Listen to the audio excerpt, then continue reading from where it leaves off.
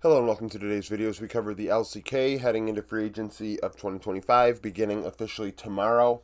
The players on the board that are listed are players that are under contract beyond tomorrow.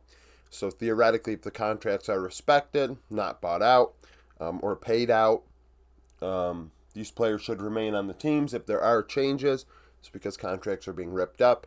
I'm not for that, but that is what it is. Now, this board, similar to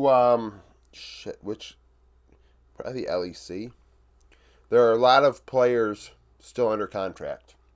Yet the sources claim there's a lot of movement. Some of these players being rumored to go to other regions, etc. So that is a thing. So first we have a couple teams with like four players under contract. So BFX, a young team. I did see that they re-signed Daystar, but that doesn't make a difference as far as this board is concerned because Vikla technically is still under contract, and Raptor is a free agent. We've got Gen G, the team that we're the best team in 2025 outright when you look at the entirety of the season, and only Canyon is a free agent. We've seen rumors with Canyon involved in them, and who knows? Gen G, I think, depending on who, with these four players, they're still a threat to win Worlds, really regardless of what jungler they end up pulling off. Nongshim, this is an interesting one because Nongshim are not a very strong team. Similar to BFX, they're kind of in a position where the young players need to develop. A player like Calyx is going to have to step up in a big way. Jiwoo needs to actually get it together and get things going. BFX, it's a similar boat. Like, they're building around Diable, but you have a veteran like Kellen in the bot lane in the support role. It kind of is the glue. And that's more like a Lahens on Nongshim. I know King and obviously a world champion, but Lahens is a lot more established in terms of consistent play at a high level. T1, you can see Doran and Guma as free agents right now. Are they going to bring them back? We'll see. T1 won World, so they should have the money to do so. If not, T1 obviously have Smash. Smash is a very good AD carry and could replace Guma and it not make much of a difference. Interesting as well, HLE. HLE and Bro. So both teams have nobody under contract going into beyond tomorrow on their teams. And two in very different boats. HLE were one of the best teams in the world this season. They were top 5, won first stand, have former world champions in a couple roles. The retirement of Peanut is certainly problematic, but when you have players like Zeus, Zeka, Viper, Delight, like Gen G, regardless of what jungler you put in there, that team is still competitive enough to possibly win international events again in domestic titles. So when they're all free agents, it's going to be interesting to see where those players end up dispersing themselves throughout the region.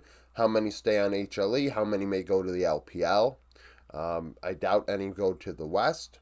And then in the case of Bro, you look at a situation where it's a younger team, especially in the bot lane. Okay, so especially in the bot lane with Hype and Palu, very young players. And will KT retain Hype?